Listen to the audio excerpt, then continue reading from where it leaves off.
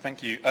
Recently I've had a number of complaints about planning issues within my ward. People are concerned that it appears you can just erect a bungalow, erect a mansion in a kind of suburban area without planning permission. You can do what you want. You can kind of allow the building to go on for years and years, disrupting all neighbours. You can erect unsightly walls, kind of 7-8 foot next to other properties. Nothing ever seems to happen. So I did a Freedom of Information Act request. I found out over the past 4 years there have been 1,800 complaints on planning enforcement issues in this council, yet only 36 enforcement actions have arisen in that time period. Now, I compared that to other councils, and that does seem a lot lower number of enforcement actions compared to other councils. So my question is really here, would the Cabinet member responsible for planning accept that there is an issue with planning enforcement, and if so, what are their plans to kind of tackle and improve that service? I also asked another question as part of my Freedom of Information Act request, which is how long does it take on average to investigate a planning enforcement complaint when it's raised? And I was told the council doesn't even hold that information. Now, my own experience of the council is you put in these complaints and nothing seems to happen for a long time. So would the Cabinet member also accept that perhaps we need to start monitoring how long it takes to deal with these cases?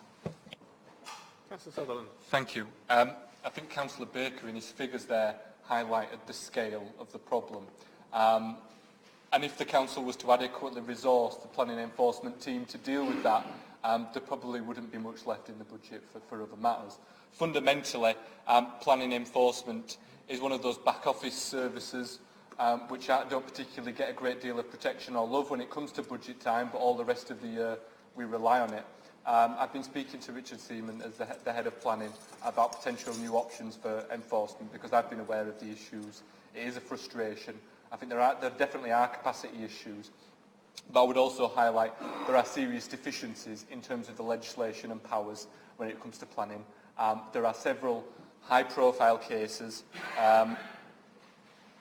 To name one, the most famous one perhaps being Calderdale over the years. That was an issue when I was first elected 8 years ago, and these issues, whether it's resource or whether it's actually the legal powers that officers have, mean that they are often strung out. Officers don't often have the power. It causes a great deal of frustration, particularly for those people who play by the rules, put in their planning application, try and do everything right, and then they see someone over the road not do that. So I'm really happy to have discussions about how we can make it work better. So we're going to look internally at the planning service, how we can do that.